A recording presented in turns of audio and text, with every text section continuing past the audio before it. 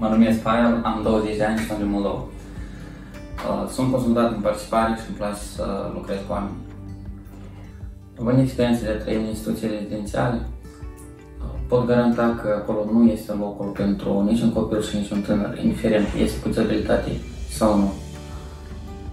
Viața în instituția rezidențială este una rea, din cauza că persoanele serviciile acolo au o turnare foarte urâtă față de copii, nivelul de educație nu este bun și copiii de acolo nu au oportunitatea de a se dezvolta pe viitor.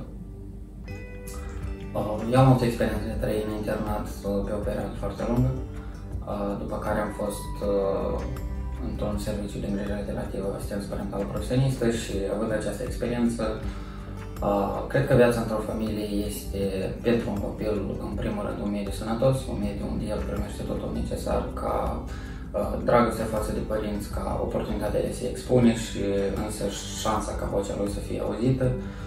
Atâta cât este timp și persoane dedicate de a face un lucru, este nevoie de un suport financiar pentru ca să ajungem ca niciun copil să nu fie în internat. Șansa pe care am avut-o eu, vreau ca să o aibă și alți tineri. Prețuiți-vă familie, pentru că sunt mulți copii care visează să o aibă.